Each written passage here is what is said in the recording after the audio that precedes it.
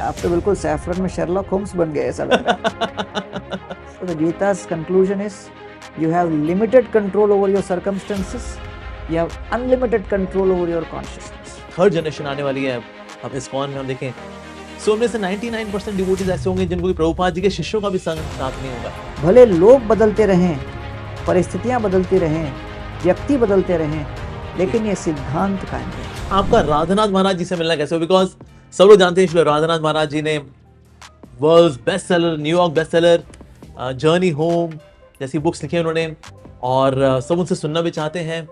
सो आपका उनसे मिलना कैसे हुआ? और हमने एक कहानी सुनी है जहां पर कि आप वेस्ट में जाने वाले थे, फिर कुछ हुआ था जिसकी वजह से आपका जाना नहीं हुआ, और वो क्या था वाकया? क्योंकि वो बहुत ही इंटरेस्टिंग वाकया है, तो इसलिए हम वो सुनना चाहेंगे प्लीज आपसे। आप तो बिल्कुल सैफरन में शर्लॉक होम्स बन गए ऐसा लग रहा है। तो वास्तव में 1992 की बात है, जीआरई वगैरह मैं दे चुका था, अच्छे स्कोर भी आए थे। और आपको तो पता ही है आईआईटी के बाद जो है एक बड़ा बैच निकलता है वेस्ट के लिए, और मेरी बहन भी बॉस्टन में रहती है, तो सब लोग के फैमिली में यही अपेक्षा थी कि मैं वहीं जाऊंगा। और फिर उस समय जब गीता पढ़ने लगा तो मुझे भी लगा कि भाई हो सकता है मैं यहीं पे रहकर प्रचार कर सकूं। ओके। तो उसी समय मेरे मन में विचार आ गया था कि शायद मैं as a spiritual professor, as a monk बन के रहूं। लेकिन मैंने कहा इतने साल का मैंने जो प्लानिंग किया है वो एक क्षण में कैसे तिलांजलि दे दे, तो एक बार कंसल्ट कर लेते हैं। मैंने महाराज जी को पूछा कि भाई अमेरिका में भी बहुत सारे मंदिर हैं और मैं वहाँ रह के भी बहुत कुछ कर सकता हूँ। वैसे सोच रहा हूँ कि इंडिया में भी जो है ब्रह्मचारी बनना हो तो इंडिया ज़्यादा बेटर है, तो मैं समझ नहीं पा रहा हूँ करना क्या है, तो what do you suggest, what do you recommend.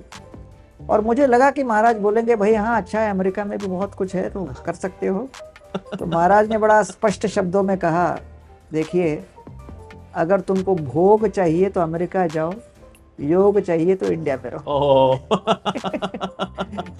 मैं भी चौंक गया यार, क्योंकि मुझे लगा कि सरस्वती ठाकुर ने प्रभुपाद को कहा था पाश्चात्य देश में जाओ जी और अंग्रेजी में प्रचार करो, तो मुझे लगा मुझे भी ऐसा कुछ शायद बोलेंगे उस समय। तो उस समय इतने क्लियर शब्दों में उन्होंने बोल दिया, तो मैंने सोचा कि चलो भाई अंदर से जो मेरी प्रेरणा हो रही थी कि यहीं पर रहकर कुछ करें जी, वो अभी कंफर्म हो गया जी। और उसके बाद फिर आगे का जीवन मैंने यहीं पर आगे किया। और That's so nice. अच्छा भैया, हमने आपकी ना एक फोटो देखी थी सुंदर पिचाई जी के साथ की आपके एलुमनाई मीट थी वो, सो उसके बारे में बताइए, वो कैसा मिलना हुआ और what were the interactions, so please।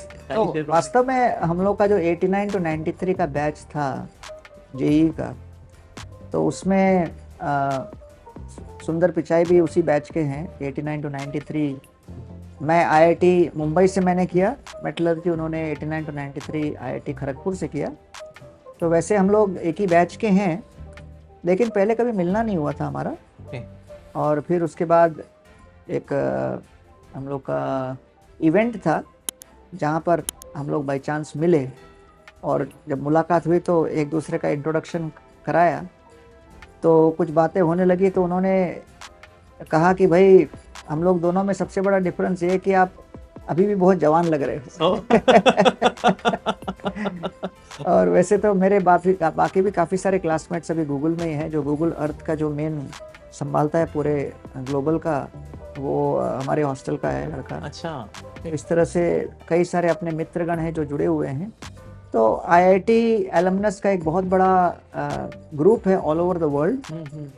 एक पैन आईआईटी ग्लोबल करके भी है, जिसमें लगभग 5 लाख आईआईटीएंस का कंसोर्शियम है। और इंडिया में हम लोगों ने एक स्टार्टअप किया है NGO, it is called iit-iit.org, which is IITians for influencing India's transformation। Oh wow. ये तो बोल पाऊँ, हमें कुछ बोलते नहीं थे। Wow, that's so nice। तो इसमें हम लोग का यही विचार है कि कैसे आईआईटीएंस अपनी प्रतिभा को लेके, अपने बुद्धि को, कौशल को और इन्फ्लुएंस को लेके किस तरह भारत के जो समस्याएं हैं उनका समाधान कर सकते हैं। क्योंकि अमोघ लीला जी, आपको पता ही है कि विश्व के 800 करोड़ लोगों को 2 विभागों में बांट दिया गया है। 200 करोड़ के पास डिस्पोजेबल इनकम है, 600 करोड़ जो है आर्थिक रूप से पंगु हैं, poverty stricken, below poverty line. तो इसलिए जब तक ये 200 करोड़ और वहाँ के जो प्रतिभाशाली लोग हैं ये 600 करोड़ की ओर कुछ दृष्टि नहीं देते और सरकार का सहायता नहीं करते, तो इनको उद्धार करना बड़ा कठिन है। जी। तो इस कार्य में कई IITians भी लगे हुए हैं। Oh wow, that's so nice. और भैया आपकी जो दो बहुत अच्छी बुक्स आपने निकाली हैं, एक है आर्ट ऑफ रेजिलियंस और दूसरी है आर्ट ऑफ फोकस। सो दोनों ही आप स्क्रीन पे देख सकते हैं। ये बहुत ही सुंदर बुक्स हैं और ये स्टोरी फॉर्मेट में प्रभु जी ने प्रस्तुत की हैं। Amazon पे अवेलेबल भी हैं और इसका Kindle वर्जन भी अवेलेबल है। सो मेरे पास ये दोनों बुक्स हैं and I am really liking these two books. तो प्रभु जी ये बुक्स का आइडिया वाला कैसे आया और अपने स्टोरी फॉर्मेट में इसको लिखने का क्यों सोचा? Correct. And you can share one Yeah. Favourite story of yours. Sure. So Microsoft ने एक रिसर्च किया and they found that attention span from 2012 to 17 has come down from 12 seconds to 8 seconds. Gold fish का भी 9 second है। Yeah. तो हम लोग fish के भी आगे निकल गए इन Oh, yes. Terms of distraction levels. तो इसलिए हमने सोचा कि भाई एक इस तरह का किताब लिखा जाए जी। जिसमें स्टोरी फॉर्मेट में हो, क्योंकि बच्चे स्टोरी को बहुत पसंद करते हैं और वास्तव में जानना चाहते हैं कि इस स्टोरी के माध्यम से हम अपने जीवन में क्या उतार सकते, क्योंकि millennial generation specially is very specific target oriented in okay, what are the actionable items, practical items. Yes.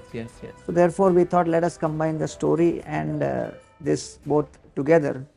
तो इसमें एक स्टोरी आता है कि भाई नाव में व्यक्ति चल रहा है और मेडिटेट कर रहा है, और तब मेडिटेट करते करते उसको लगता है कि नाव को कोई हिला रहा है, तो बड़ा वो डिस्टर्ब हो जाता है।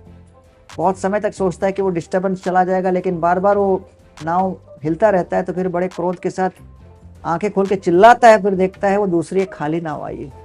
Oh. तो फिर कई बार हम लोग बिना किसी कारण के और कारण जाने क्रोध में आ जाते हैं, आवेश में आ जाते हैं।